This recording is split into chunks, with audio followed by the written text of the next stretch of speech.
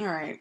So we were talking about Real Housewives of Atlanta, and we were leaving off with Demetria and Roger Bob, and she was saying they were together for 7 years, and we were speculating during the break, like, why sit out and wait 7 years for somebody who doesn't seem like they're really going to claim you, or you're being claimed by default. But this is a trend. Yeah. A lot of women do this, especially our women. Mm-hmm.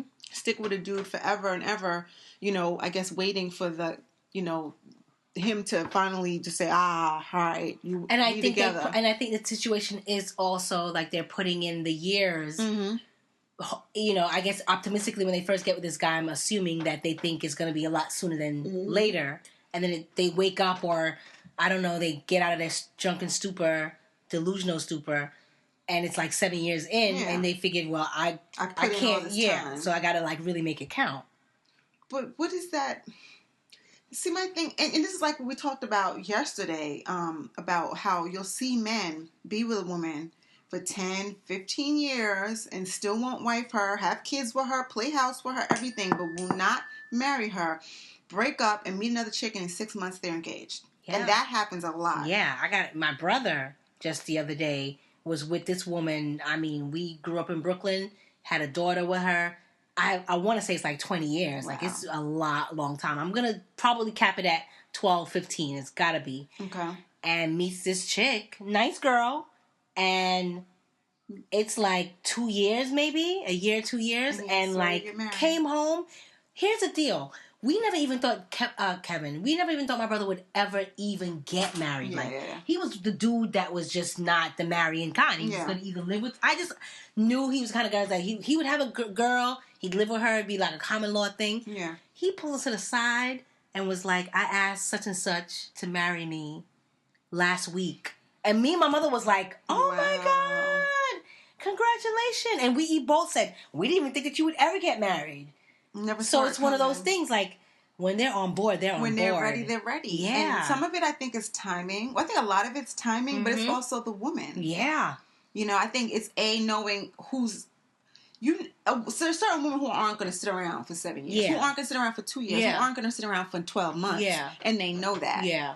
But then there's also women who just bring something out of them, or just they look at her like, I want to be with this woman. But it's about standards. And I think the problem with these 7, 10, 15-year chicks is that you don't set a standard. Yeah. You treat a man like he's your husband. And you do everything. You do everything for him. Everything. Why would he marry you? Yeah. Well, no. The average man never wants to get married. Like, just the average man. There are some men who... It's not their idea, but if they love you enough and you want to get married, then they'll do it. Yeah. Because they want to keep you. I don't want to lose you. You're the... But... If you make it okay for me to just be with you, then why would he?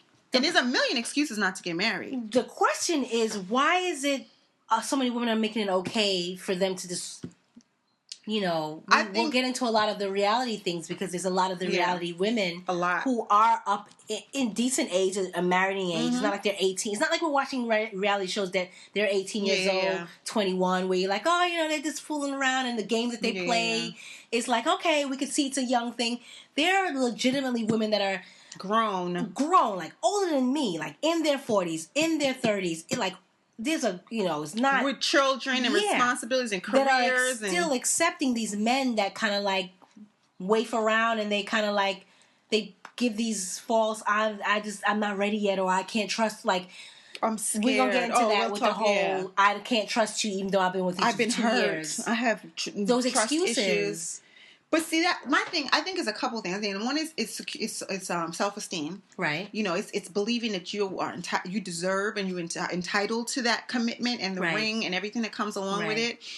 And then I think part of it is this myth that there's a shortage of good black men in this, and people buy into that. So you stick with what you have, and then you hear these horror stories, and you're like, oh, well, he's better than that. He ain't beating me. He works. He this. He that. It's like the bar is so low. And another thing that happens is, there's a lot of things that people, I'm sure it's of other cultures. Mm-hmm. I just don't know, because obviously, I mean, I got a lot of different cultural friends, but in terms of like being intimate with them, I want to believe there's a lot of black women that will say we've been through. Yeah. Oh, there's a lot of stories. There's a lot of stories that are being taught to younger black women too, that you stick it out. Yes. Meaning that you accept the bad behavior, and then look at me, we've been married for 50 years and 60 years, and people are applauding that. To me, I get it. People do go through rough times in their relationship, but the disrespect, to me, is still saying, I put up with X, Y, and Z in my lower self-esteem and everything like that, and now I still have him. Yeah. To me, it's not a badge, but for some reason we're wearing it as a badge of honor. Like, he stepped out on me. You know, these men, these women are celebrating 50 years of marriage with men stepped out, had other families. Yes. You know what I mean? But are they one? It's not hard. Yeah. It's not hard times like, oh, we were broke. Yeah. And we were living on one income. Those are the hard times. That's different. Yeah. And stuff like that. And those are the vows. That's part of for better or for worse, for sickness and health. That's the stuff you did sign up for. You did sign up if he loses his job, I'm with you. If you get sick, I'm with you. We didn't sign up for if you have another family. Right. Yeah. But they're somehow including the other family as, and I worked through that and we're still together, and people are giving them, you know, these badge of honors. And I think that's another thing too. These women are being taught that, well, I've been with him for this long and I'm ride or die, or I'm this and this and that. Ride or die. So it's one of those things where they think that that's what they're supposed to do. They're supposed to put up with the infidelity and the blatant disrespect and the I'm not ready and the I'm not ready to be respectful to you, because this is what it really is. I'm going to blatantly disrespect. Yeah, continuously. It's one thing if you make one mistake and you're like, my bad, and I made a mistake, I learned. But these men are making these mistakes left and right. Consistently. And getting caught. Yes. And they're still being passed, you know, being given a pass. And that's the disturbing part of it. Yeah, that's the part that's disgusting. Like, I mean, he doesn't, and yeah, maybe in the end it all works because he gets tired and he slows down because it's just the nature of the game. Like, you know, you may be running at 20, at 30, it slows down, you know, and then, I mean, I have men in my family who were players in the day and now they're faithful, but it's only by default because they're like, I don't got the energy to be with two or three women or to be spending money on all these different chicks. So it's not that they really want to be faithful, that they realize anything. It's just they can't. They can't. So yeah, I can't wrap my mind around it. And I really think it comes back to the self-esteem piece of it, because I don't know. I feel like I just don't feel that I deserve that or that I have to settle for that. I just don't think I do. Like, I just don't.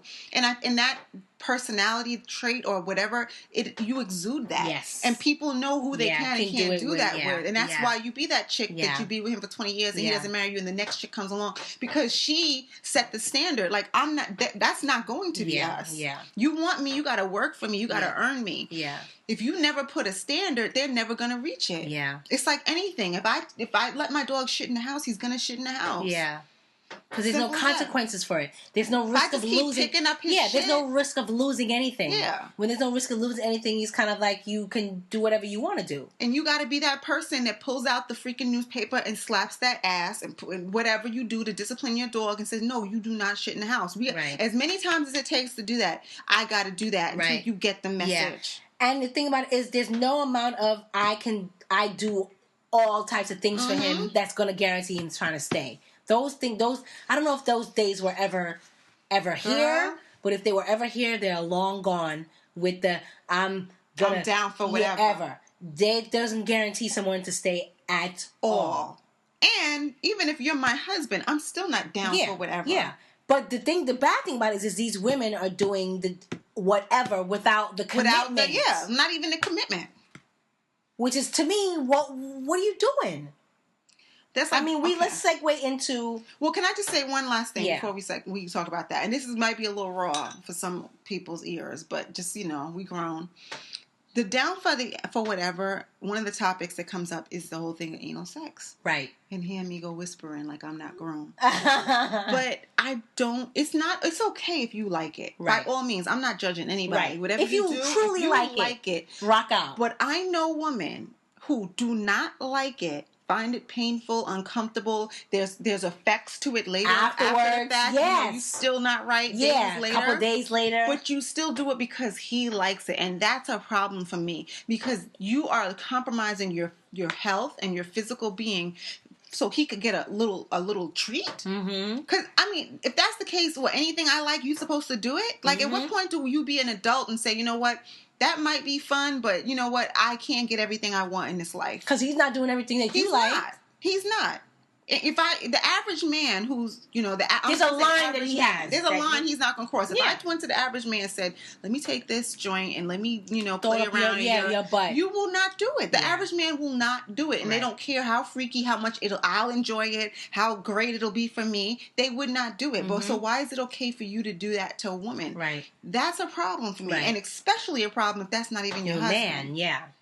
But women do it. They're not making no commitment to you. They got women all over the place. Yeah. You trying to lock them down. But I think they feel like if they do that, they'll lock them down. But I mean, come on. The proof already says that doesn't guarantee it. No. So I don't understand why they think that it does. It's awful. Well, let's segue. Yeah, let's segue to this Apollo. Oh, God, Apollo. In the club. Because... Yeah, let's talk. Tell us about Apollo and what he did. Trifling. First of all, he's popping up like he's... Like, who's inviting him anywhere? Nowhere. Just popping up. Got a couple more months or I don't even know. Weeks, probably. For jail. And all of a sudden, he's making his appearance and he's making it really strong. But you popping up at clubs to talk to your wife? When you don't even go home. And spend time with your boys? Yeah. And that's your beef? Yeah. And had the nerve to be like, I'm here trying to talk to you. I don't understand why you're not answering me. Am I supposed to have a serious conversation with you about our future? Yeah. About our marriage in a club? In a social gathering? When we live in the same house? Or even if we don't live in the same house, you know where the relation... I haven't locked you out. The locks hasn't changed. Yeah. You can walk in the door at any point and be like, let's talk about our marriage. Let's talk about, what we're going to do from here. Are we going to get a divorce? Are the kids going to come see me? Come on. And get pissed. I'm trying to be polite, but we could take it if you want. Threatening her. You basically threatened her in public. That's what turned me off the most. Like, number one, I think at first I was like, maybe he's been drinking. And he thinks she's been drinking. And he's just stupid, and he just thinks, look, I'm just going to talk to her at any point. I don't care where it is. But you're threatening her. So I'm like, I could turn it up if you want me to. Like, who does that? He is so immature, and he is not a nice man. And I just can't. Any person, if you're going to threaten a person you love with harm because you don't get the results you want, that says a lot of... In a place that come on. It's not a sound place to begin with. It's not an appropriate place. Anybody can see that. I don't understand that. So, I mean, kudos to Phaedra for keeping her cool, she's the queen of cool. I'd have got up and left, personally. I mean, that was probably one of the point where I'd be like, really? I'd have to say something. She didn't even say really. Well, she did. She said, "Do you want to talk now?" Yeah, she did say in the club. At home, you know. And that's when he started threatening her because he knows Phaedra. He knows how easily she'll get embarrassed. Like, see, now that had been Nene or maybe even Kenya. They'd be like, "What? What you gonna say?" You know what I'm saying? Because they don't care. They'll take it there. But he knows his wife, and he knows that she gets embarrassed easily, and she's not going to do that. Yeah. That was horrible, and I just can't stand. And this is a theme because we're going to talk about Love and Hip Hop later, where men want to talk about serious issues in the street, or at the club. Yeah, that's not the place and time. That's not to me that you're not serious. To me, if you meeting me in a club, and it's not like we're saying, even if I've agreed, I'm gonna. Oh, you going to such and such place? Yeah. Can I? You know what I'm saying? If I even agreed. And but you're rolling up on me in an environment that is not a conducive environment to even speak. And you expect, it's like a cop-out. It's a laziness. And that's what makes me feel like he's playing for the camera. Yeah. Because you just want some attention before and then you want the sympathy that she's ignoring you more. Because what? Because you knew she was gonna. You knew she wasn't gonna respond in that environment. You knew that. Because she barely talks about her business when it's all about girls. So how do you think? Because every time you hang out with her friends and her friend's husband, they don't know. They know as much as you do. Yeah. And they're shocked at the fact that she's handling it the way. Yeah.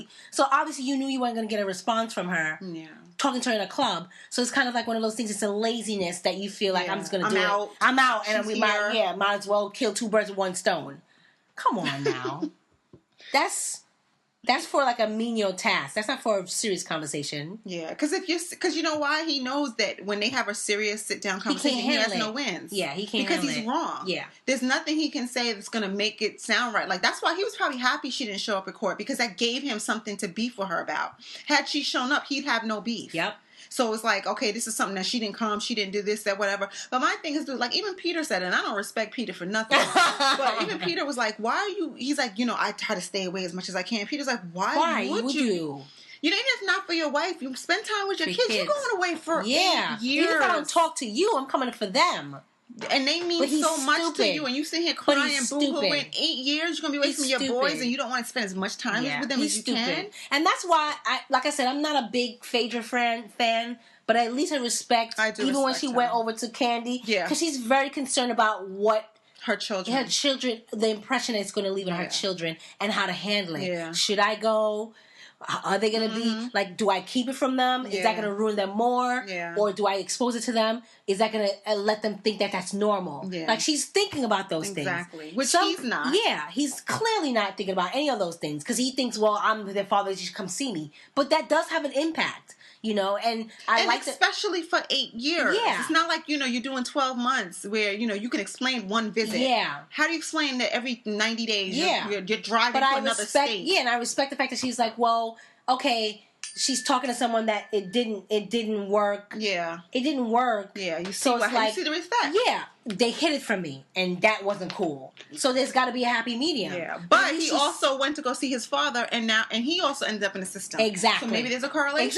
Exactly. Because now that's this representative he sees. Mm-hmm. So there's a thing for her to think about, but she's thinking about those things. Yeah, but he's not, because he's selfish. Yeah. I don't think...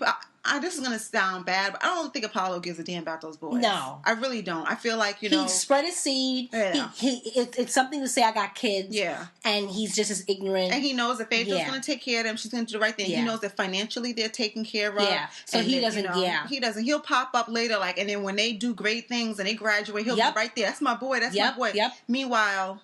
Yep, he'll go to the football games or the basketball games or whatever they excel in. Mm-hmm. He's gonna be there and be like, and he's gonna be that same father if they excel well, because I'm sure they will, because they have Phaedra as a mother. Mm-hmm. He's gonna be trying to get money from them. Oh yes, I could see him. You're your pops. I'm saying you can't hook up your pops. Yeah, he's so trifling. She really messed up with that one.